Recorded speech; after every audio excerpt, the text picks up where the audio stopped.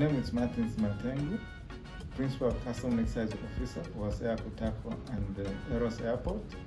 I'm going to talk about passenger procedure, departure and arrival with Hosea Kutako and Eros. Basically what happens is when passenger arrives from anywhere else in the world, be it USA, be it China or South Africa, they'll be arriving through, perhaps maybe through Hosea Kutako. Once the aircraft lands, passengers will proceed to the arrival hall. Before they reach the arrival hall, they will report themselves to the immigration officials to get their passport cleared. Once their passports are cleared, they'll proceed to the arrival hall, of which in the arrival hall, that's where customs will be, waiting. Once they are in the arrival hall, passengers will be waiting to receive their goods from the baggage conveyor belts.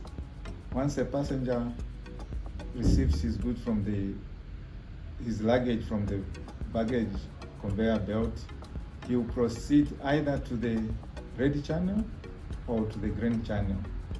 The green channel means a person has got nothing to declare.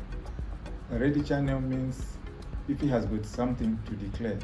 But before a person proceeds to the green channel, there will be a passenger controller whom we call a profiling officer, who will be able to direct or to select a passenger based on the evaluation he has made or risk assessment. For instance, he has observed that this passenger is coming from China or is coming from Nigeria, and that person has, perhaps maybe a lot of luggages, or he's suspected to have maybe been in a drug-prone areas or drug-prone countries. That passenger will be selected into the red channel. But if a passenger goes through the green channel, the goods will pass through the baggage scanner. So through the baggage scanner, a custom officer will be screening the luggages.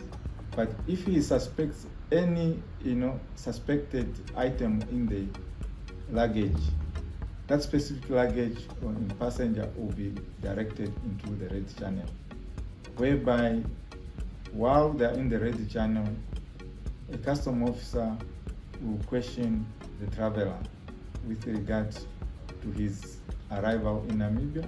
For instance, he'll be able to ask the passenger from which country he's coming from, or in how long he has been outside, if he has got anything to declare. So a passenger has got a right to review such information.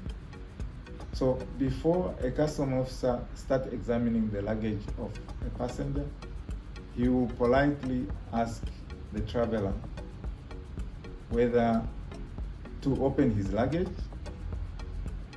and the traveler will be at liberty to open the luggage. And once the luggage is opened, the custom officer will examine the baggage or the luggage.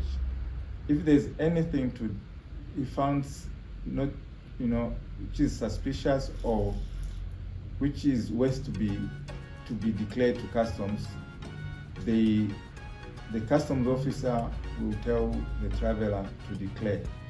So such item will be declared on a baggage declaration. So, for instance, if a passenger is coming outside circle, for instance, maybe China, he has bought goods, maybe perfume. So a passenger will qualify a 5,000 allowance. Not a 5,000 allowance, but you qualify based on the liters. For instance, if he brought perfume, there's a 50 milliliter which he will qualify. So, but if he brings more than 50 milliliters perfume, the excess on that milliliter will be paid for.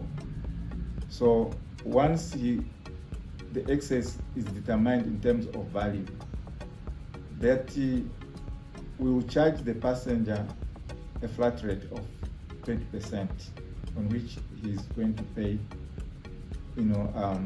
customs and VAT taxes. But in terms of